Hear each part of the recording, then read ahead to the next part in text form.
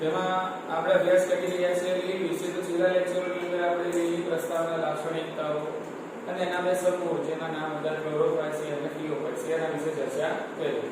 આગળનો આપણો ટોપિક છે રોડોફાયસી. અને પછી આપણે ત્રણ લીલ માટે જે કોષ્ટક આપેલું છે એનો અભ્યાસ કરીશું. ઠીક છે? ઓકે.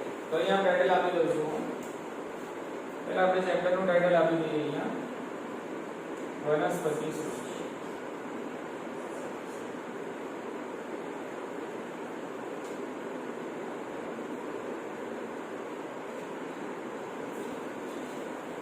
એની અંદર આપણે આજનો ટોપિક છે લીલ. એની અંદર આપણે સબ ટોપિક ભણવાનો છે આજે રોડોફાયસી.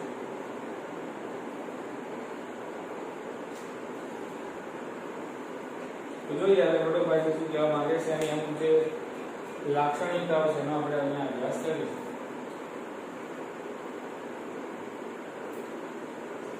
ઓકે. તો રોડોફાયસી એટલા માટે કહેવાય છે કારણ કે એનો દેખાવ લાલ રંગનો છે. એટલા માટે રોડોફાયસી લીલના જે સભ્યો છે એને રાતી લીલ પણ કહે છે, અથવા તો એને કહેવાય છે લાલ લીલ, અથવા એને કહેવાય છે રેડ આઈ લીલ.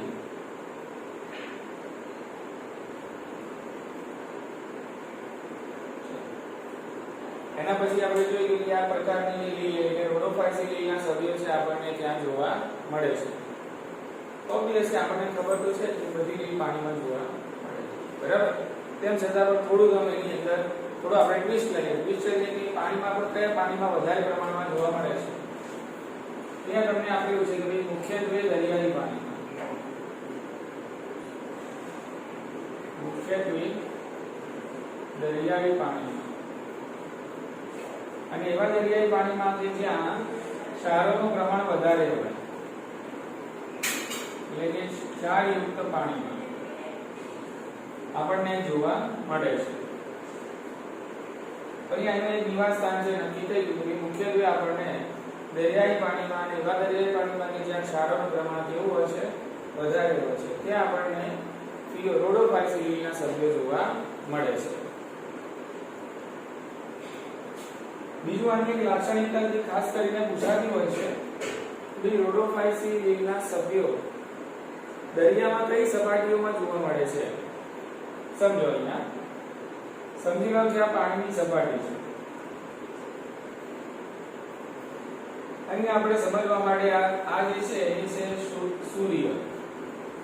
હવે એ પ્રકાશ સંશ્લેષણ કરે છે અને પ્રકાશ સંશ્લેષણના થકી એ પોતાનો ખોરાક જાતે તૈયાર કરે છે. બધું જનરલ આપણને ખબર છે. પણ આ જે પાણીની સપાટી છે તો કેટલીક રોડોફાયસી લીલના સભ્યો એવા છે કે જે પાણીની સપાટીની નજીક રહેતા હોય છે, બરાબર? આ જે રાઉન્ડ કરી રહ્યો છે સમજી લો કે લીલ છે. કેટલાક રોડોફાયસી લીલના સભ્યો ક્યાં તમને જોવા મળશે? પાણીની સપાટીની નજીક, કે જ્યાં સીધો એમને મળે છે સૂર્યપ્રકાશ, બરાબર? અને કેટલાક સભ્યો રોડોફાયસીના એવા પણ છે કે જે ઊંડા મહાસાગરોની અંદર કે જ્યાં પ્રકાશ સાપેક્ષ રીતે પૂરતા પ્રમાણમાં પહોંચી શકતો નથી, એવી ઊંડી જગ્યાઓમાં પણ રોડોફાયસી લીલના સભ્યો આપણને જોવા મળે છે. ખ્યાલ આવી ગયો? એટલે ઉપર પણ જોવા મળે અને નીચે પણ જોવા મળે. જ્યાં પ્રકાશ સીધો મળે છે ત્યાં પણ જોવા મળે, અને જ્યાં પ્રકાશ સાપેક્ષ રીતે પહોંચી શકતો નથી ઊંડા મહાસાગરોના તળિયે, ત્યાં પણ આપણને રોડોફાયસી લીલના સભ્યો છે જોવા મળે છે. તો આ મુદ્દો એક ખાસ યાદ રાખજો. સ્પેશિયલ કોના માટે છે? રોડોફાયસી માટે છે. પૂછાય છે ભાઈ ઊંડા મહાસાગરોમાં જ્યાં સૂર્યપ્રકાશ સાપેક્ષ રીતે સરળતાથી પહોંચી શકતો નથી, આવા વિસ્તારોમાં કયા પ્રકારની લીલ વધુ પ્રમાણમાં જોવા મળે છે? તો નામ આપજો રોડોફાયસી. બોલો, ખ્યાલ આવી ગયો? તો અહીંયા આપણે બે વસ્તુ અહીંયા લખી દઈએ કે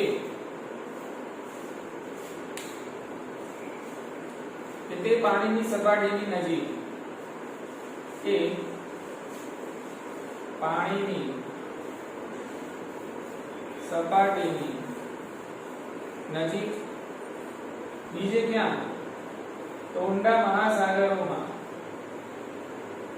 ઊંડા મહાસાગરોમાં કે જ્યાં સાપેક્ષ રીતે સૂર્યપ્રકાશ મળતો નથી ત્યાં પણ રોડોફાઇસી લીલના કેટલાક સભ્યો જોવા મળે છે. કેટલાક સભ્યો જોવા મળે છે. એટલે અહીંયા આવ્યા મુદ્દાઓમાં આપણે નક્કી કર્યું કે આ રોડોફાઇસી લીલ આપણને ક્યાં જોવા મળે છે. ઠીક છે. ચલો હવે આપણે અહીં વાત કરીએ રંજક દ્રવ્યોની. હવે આજે આપણે રોડોફાઇસી લીલ ભણી રહ્યા છીએ એટલે બધું લાલ લાલ જ લખીએ છીએ. બરાબર? એનું કારણ બીજું છે પણ આપણે હવે બરાબર એમ કહીએ કે રોડોફાઇસી બધું લાલ લાલ લખીશું. બરાબર? એટલે આપણને યાદ રહી જાય. ચલો એની રંજક દ્રવ્યોની વાત કરીએ. રોડોફાઇસીમાં કયા રંજક દ્રવ્ય આવેલા હોય છે? તો બહુ સરળ છે. ક્લોરોફિલ એ તો બધામાં કોમન છે જ, તો એ તો મૂકી જ દેવાનું. રોડોફાઇસી લીલના સભ્યોમાં આવેલું હોય છે ક્લોરોફિલ એ. ક્લોરોફિલ એ. ઓકે. એના પછી આપણે આગળ જોયું હતું કે ભાઈ ક્લોરોફાઇસીમાં હતું બી, પછી થિયોફાઇસીમાં આવ્યું સી, આમાં આવશે ડી. બરાબર? તો અહીંયા આપણે લખી દઈશું ક્લોરોફિલ ડી. Chlorophyll D. અને આના સિવાય ચોક્કસ પ્રકારનો રંજક દ્રવ્ય રોડોફાઇસી લીલના સભ્યોમાં જોવા મળે છે, જેના કારણે એનો રંગ આપણને રાતો એટલે કે લાલ જોવા મળે છે. તે રંજક દ્રવ્યનું નામ ખાસ અહીંયા યાદ રાખવાનું છે. બરાબર? ઓકે. આર ફાઇકોએરિથ્રીન. શું નામ છે એનું? આર ફાઇકોએરિથ્રીન. આ ખાસ યાદ રાખજો. આર ફાઇકોએરિથ્રીન કરો ED3 whatever EG ચાલુ થાય. ખ્યાલ આવી ગયો? કે તો આ ખાસ R નો મતલબ અહીંયા રેડ થાય. શું થાય? R રેડ માટે છે. એટલા માટે લખ્યું છે R ફાઇકોએરિથ્રીન. એટલે સમજી લો કે રંજક દ્રવ્યો કયા? ક્લોરોફિલ A, ક્લોરોફિલ B અને R ફાઇકોએરિથ્રીન. અને ફાઇકોએરિથ્રીન ના કારણે આ લીલો રંગ આપણને લાલ જોવા મળે છે. તો એના પછી આપણે વાત કરીએ એની કોષ દિવાલની.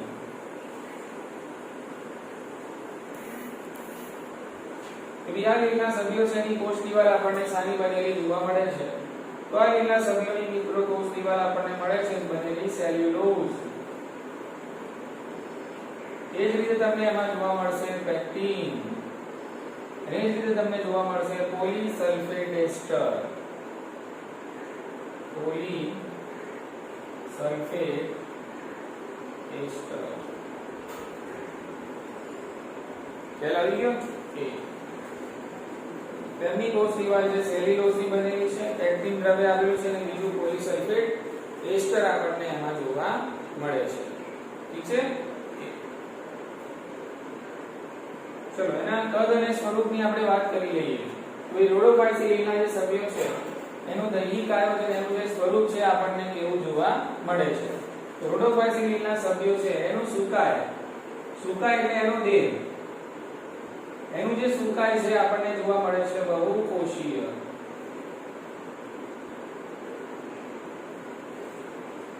રોડોફાઇસી લીલના સભ્યો બહુકોષીય સુકાય ધરાવે છે. બીજું, એમનો તમે દેહ જોશો તો એમનું જે દૈહિક આયોજન છે તમને બીજી લીલ કરતા ખૂબ જ જટિલ જોવા મળશે. એટલે તેઓ ખૂબ જ જટિલ દૈહિક આયોજન ધરાવે છે. સીધે સીધું સારું અને સરળ આયોજન આમાં જોવા મળશે નહીં. એ મુદ્દો પણ અહીંયા આપણે લખીશું. બરાબર? તેઓ ખૂબ જ જટિલ,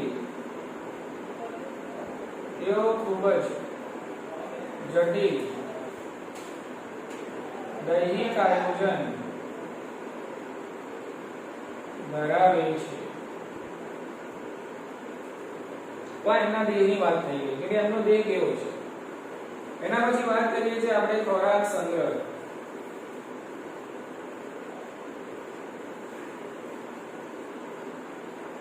તો કે રોડોફાઇસિક લીલના સમયમાં ખોરાક સંગ્રહ કયા સ્વરૂપે થાય છે? તેની અંદર ખોરાક સંગ્રહ આપણને ફ્લોરિડિયન સ્ટાર્ચના સ્વરૂપે થતો જોવા મળે છે. ફ્લોરિડિયન સ્ટાર્ચ. અહીંયા ફ્લોરિડિયન સ્ટાર્ચ છે એ પણ એક પ્રકારનો જટિલ કાર્બોદિત પદાર્થ છે, બરાબર? અને આ ફ્લોરિડિયન સ્ટાર્ચ છે એ બંધારણની દ્રષ્ટિએ કોનાથી મળતો આવે છે? તો એ ખાસ યાદ રાખજો, એમાઇલોપેક્ટિન અને ગ્લાયકોજન થી મળતો આવે છે. એમાઇલોપેક્ટિન અને ગ્લાયકોજન થી મળતો આવે છે કોણ? ફ્લોરિડિયન સ્ટાર્ચ, બરાબર? તો અહીંયા આપણે લખીશું ખોરાક સંગ્રહ કયા સ્વરૂપે? ફ્લોરિડિયન સ્ટાર્ચ સ્વરૂપે. અને તે બંધારણમાં કોનાથી મળતો આવે છે? તો તે બંધારણમાં એમાઇલોપેક્ટિન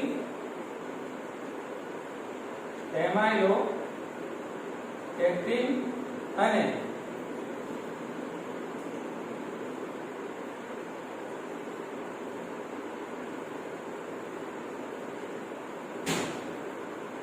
ગ્લાયકોજન થી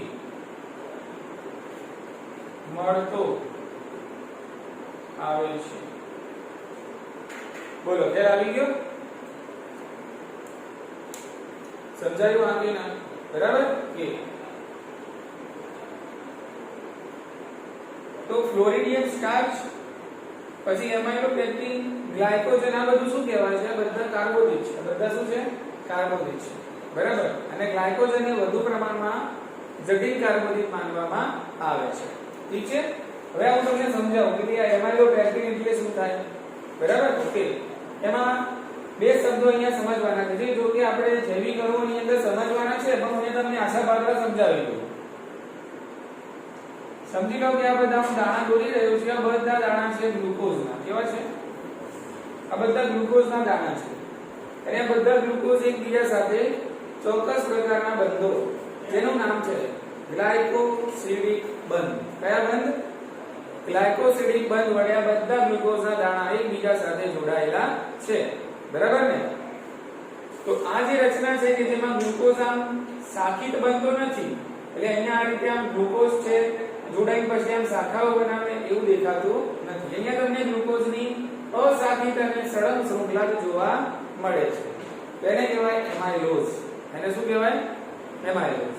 પણ જો અહીંયા ગ્લુકોઝની શૃંખલા આ રીતે શાખિત બને છે, બરાબર? તો ગ્લુકોઝની આવી શાખિત શૃંખલાને કહેવાય એમાઇલોપેક્ટિન. શું કહેવાય એને? એમાઇલોપેક્ટિન. ઉતરે છે મગજમાં વાત? ખ્યાલ આવ્યો આ કે ના? બરાબર? એમાઇલોપેક્ટિન એટલે કે ગ્લુકોઝની શાખિત શૃંખલા અને એમાઇલોઝ એટલે કે ગ્લુકોઝની સળંગ અશાખિત શૃંખલા. એટલે એમાઇલોપેક્ટિન પ્રકારની શૃંખલા આપણને શેમાં જોવા મળે છે? ગ્લાયકોજનમાં જોવા મળે છે. અને આના જેવું સ્વરૂપ તમને જોવા મળશે કોનું? ફ્લોરિડિયન સ્ટાર્ચનું. આ પ્રશ્ન વખતે 2020 નીટ પ્રશ્નપત્રમાં પૂછાઈ ગયો. મેં તમને કીધું હતું ને લીલમાંથી કેટલા પ્રશ્નો પૂછાયા? 2 પ્રશ્નો પૂછાયા છે. એમાંથી એક કયો હતો? ક્લોરેલા અને સ્પિરુલિના, એક કોષીય વાળો, બરાબર? અને બીજો પ્રશ્ન આ હતો. પ્રશ્ન હતો કે ફ્લોરિડિયન સ્ટાર્ચ બંધારણની દ્રષ્ટિએ કોનાથી મળતી આવે છે?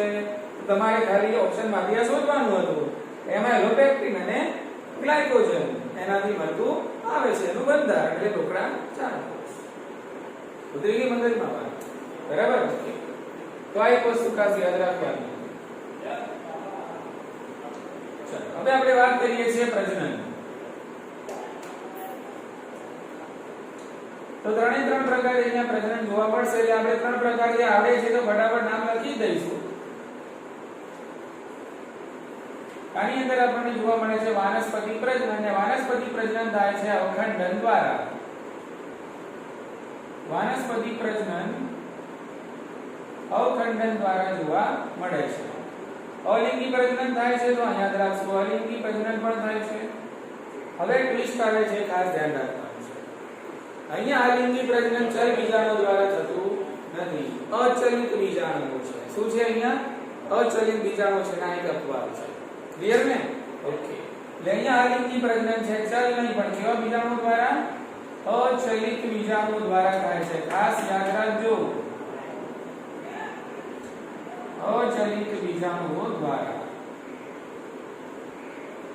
ખ્યાલ આવી ગયો? અને આ ચલિત બીજાણુ એટલા માટે અચલિત છે કે કારણ કે એમની જોડે શું નહીં હોય? કશાની હાજરી જોવા મળતી નથી. એટલા માટે આ બીજાણુ કેવા છે? અચલિત છે. ચલો, લિંગી પ્રજનન થાય છે તો જવાબ આપવાનો 10. લિંગી પ્રજનન પણ જોવા મળે છે અને લિંગી પ્રજનન પણ અહીંયા અચલિત જન્યુઓ દ્વારા થાય છે. અહીંયા પણ જન્યુઓ કેવા? ચલિત હોતા નથી. તો લિંગી પ્રજનન અહીંયા આપણને જોવા મળશે અચલિત જન્યુઓ દ્વારા. અચલિત જન્યુઓ દ્વારા. બરાબર? અને અહીંયા ખાસ યાદ રાખજો કે ભાઈ લિંગી પ્રજનન સામાન્ય રીતે આપણે જોઈએ છે ક્લોરોફાયસીમાં અને ફિયોફાયસીમાં 3 પ્રકારે જોવા મળે છે: સમજનિક, વિષમજનિક અને અંડજનિક. પણ અહીંયા ફક્ત અંડજનિક પ્રકારે જોવા મળે છે. અહીંયા લિંગી પ્રજનન થશે પણ ફક્ત કયા પ્રકારે? અંડજનિક પ્રકારે આપણને જોવા મળે છે. અહીંયા આપણે લિંગી પ્રજનન કયા પ્રકારે થાય છે તો લખીશું આપણે અંડજનિક. બરાબર? ઓકે. અને આપણને આમાં જોવા મળે છે પશ્વ ફલન રચનાઓ. પશ્વ ફલન રચનાઓ અને ઘટનાઓ જોવા મળે છે. તો પ્રજનન વિશે આગળ યાદ થઈ જાય. તો રોડોફાયસીમાં પ્રજનન છે વાનસ્પતિક, અલિંગી અને લિંગી સ્વરૂપોમાં જોવા મળે છે. આ મુદ્દો ખાસ યાદ રાખવાનો છે અહીંયા. બરાબર? વાનસ્પતિક અખંડત્વ બધામાં કોમન છે જ. અલિંગી પ્રજનન અને અહીંયા ચલ બીજાણુઓ નથી, અહીંયા કેવા છે? અચલિત બીજાણુઓ છે. લિંગી પ્રજનન પણ અચલિત જન્યુઓ દ્વારા જ થાય છે અને લિંગી પ્રજનનમાં અંડજનિક જ જોવા મળે, વિષમજનિક સમજનિક જોવા મળતું નથી. ખ્યાલ આવી ગયો? અને ત્યારબાદ આપણને પશ્વ ફલન રચનાઓ છે જોવા મળે છે. ક્લિયર? ઓકે. છેલ્લે આપણે ઉદાહરણ યાદ રાખી લઈશું કે સામાન્ય રીતે રોડોફાયસીની અંદર કયા પ્રકારના ઉદાહરણો સમાવેશ થાય છે. તેની આપણે અહીંયા ચર્ચા કરી લઈએ. તો બે છે પી ઉપરથી છે. બરાબર? એક છે પોલીસાયફોનિયા. પોલીસાયફોનિયા. બીજું છે પોરફાયરા. એના પછી છે જેલિડિયમ. એના પછી છે ગ્રેસિલારિયા.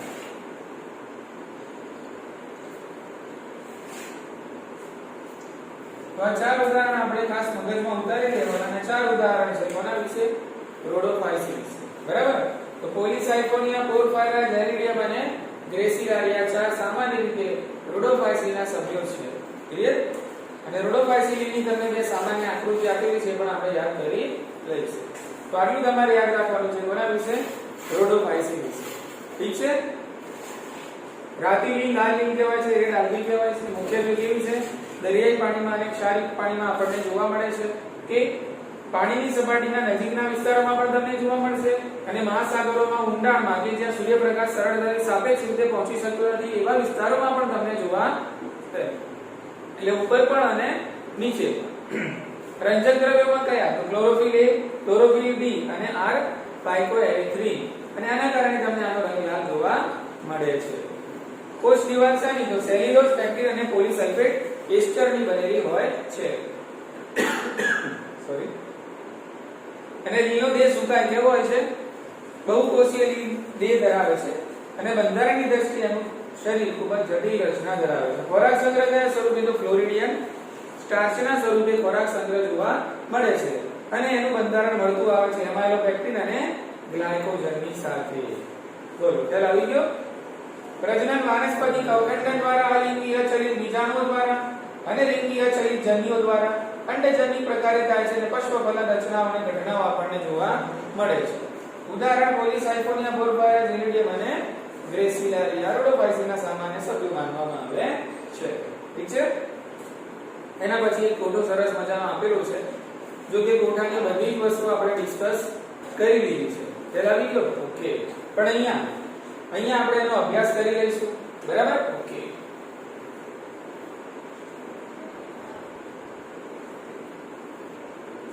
તમારે પણ સાથે સાથે બોલતા જવાનું કારણ કે આપણે ઓલરેડી બની ગયા છે. બરાબર? ઓકે. તો અહીંયા આપણે લખીશું લીલના નામ.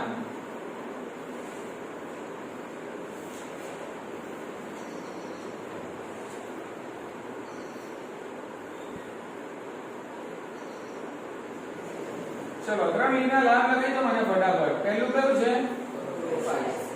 ઓકે, પહેલું છે ક્લોરોફાઇસી. એના પછી પીઓફાઇસી. અને પછી બોલતા જજો ભાઈ રોડોફાઇસી. કોઈ લીલા નામ છે, એના બીજા ઉપનામ છે, બરાબર. ક્લોરોફાઇસી તો આપણે કહીએ છીએ કેવી લીલી? હરી. એને ગ્રીન એલ્ગી તરીકે પણ ઓળખવામાં આવે છે. પીઓફાઇસી એને આપણે કહીએ છીએ બદામી કથ્થઈ. બદામી કથ્થઈ અથવા જેને કહેવાય છે બ્રાઉન. એ જ રીતે રોડોફાઇસી એને આપણે કહીએ છીએ રાકી, લાલ લીલી. ઓકે, રાકી લાલ, અને એને કહેવાય છે રેડ એલ્ગી. ક્લિયર? ચાલો, એના પછી આપણે વાત કરીએ એની કોષ દિવાલની. કોષ દિવાલ. તો ક્લોરોફાઇસીની કોષ દિવાલ શાની બનેલી છે? યાદ રાખતા જજો. આ બધું ડિસ્કસ થઈ ગયું છે. એ જ રીતે બીજું એમાં આપણને જોવા મળ્યું હતું હુસેન પેક્ટોસ. શું હતું? પેક્ટોસ, કે જે કોઠામાં લખેલું છે નહીં, પણ આપણે લખી દઈએ, બરાબર ને?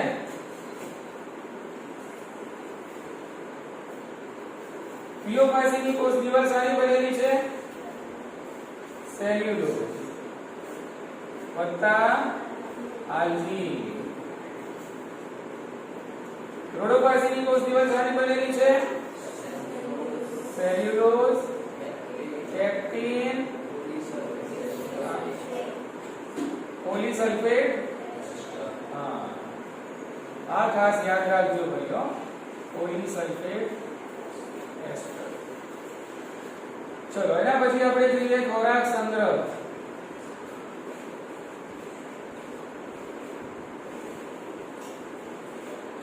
ચલો, ક્લોરોફાઇસીમાં ખોરાક સંગ્રહ કયા સ્વરૂપે જોવા મળ્યો આપણને? સ્ટાર્ચના સ્વરૂપે. પીઓફાઇસીમાં ખોરાક સંગ્રહ કયા સ્વરૂપે? લેમિનારિન અને મેનિટોલ, કે જે હતા જટિલ કાર્બોદિત પદાર્થો, બરાબર. યાદ રાખજો, લેમિનારિન અને મેનિટોલ, બરાબર. લેમિનારિન આમાંથી યાદ આવી જાય મેનિટોલ, અને મેનિટોલ માંથી યાદ આવી જાય લેમિનારિન. બોલો, ખબર પડી ગઈ? ઓકે. એના પછી રોડોફાઇસીમાં ખોરાક સંગ્રહ કયા સ્વરૂપે? ફ્લોરિડિયન સ્ટાર્ચ. ફ્લોરિડિયન સ્ટાર્ચ સ્વરૂપે જોવા મળે છે. તો એના પછી આવે છે કશાક. તો ક્લોરોફાઇસી પીઓફાઇસીમાં હાજર હોય છે, એટલે પહેલા ટીક કરી દઈએ. અને રોડોફાઇસીમાં કશાક કેવી હોય છે? ગેરહાજર હોય છે. ખ્યાલ આવી ગયો? તો ક્લોરોફાઇસીમાં કશાક કેટલી હોય છે? તો 2 થી 8. કેટલી? 2 થી 8. અને બધી સમાન હોય, બધી સરખી હોય, અને અગ્રસ્ત હોય, અગ્ર બાજુ આવેલી હોય. એટલે 2 થી 8 અને સમાન અને કેવી? અગ્રસ્ત કશાઓ ધરાવે છે. જ્યારે પીઓફાઇસીમાં કેટલી કશાઓ હોય? ફક્ત 2 કશાઓ, અને 2 બાજુ અલગ અલગ હોય, અસમાન હોય, સરખી ના હોય, અસમાન અને પાર્શ્વીય. બોલો, ખ્યાલ આવી ગયો? એના પછી નિવાસસ્થાન. શું છે? નિવાસસ્થાન. જે આપણે અહીંયા લખતા નથી, બરાબર. જલદ છે, બધા પાણીમાં જોવા મળે છે. ઓકે. ક્લોરોફાઇસી સામાન્ય રીતે મીઠા પાણીમાં, સામાન્ય રીતે થોડું ખારા પાણીમાં, થોડી ક્ષારયુક્ત વિસ્તારમાં. પીઓફાઇસી સામાન્ય રીતે દરિયાઈ છે, મીઠા પાણીમાં પણ હોય અને ક્ષારયુક્ત પાણીમાં પણ હોય. અહીંયા રોડોફાઇસી મોટે ભાગે ક્ષારયુક્ત પાણીમાં આપણને વધારે જોવા મળે, બરાબર. ઓકે, ઓછા ખારા પાણીમાં પણ હોય છે અને મીઠા પાણીમાં પણ હોય છે, બરાબર. એટલે ત્રણે પાણીને લખવાનું, પણ કેટલાક અને મુખ્યત્વે એવા શબ્દ એની અંદર વપરાયેલા છે. ઠીક છે? તો ક્લોરોફાઇસીમાં હવે આપણે વાત કરીએ રંજક દ્રવ્યોની, બરાબર. તો ક્લોરોફાઇસીમાં રંજક દ્રવ્ય આપણને જોવા મળશે એક તો ક્લોરોફિલ A. એ જ રીતે જોવા મળશે આપણને ક્લોરોફિલ B. પીઓફાઇસીની અંદર આપણને જોવા મળશે ક્લોરોફિલ A. એ જ રીતે જોવા મળશે ક્લોરોફિલ C. વત્તા જોવા મળશે આની અંદર આપણને ફ્યુકોઝેન્થીન. એ જ રીતે રોડોફાઇસીમાં આપણને જોવા મળશે ક્લોરોફિલ A, ક્લોરોફિલ એ જ રીતે ક્લોરોફિલ બી અને બીજું જોવા મળશે ખાસ રોડોફાઇસિન માં જે લાલ રંગ માટે જવાબદાર છે એ છે આર ફાઇકોએરિથ્રિન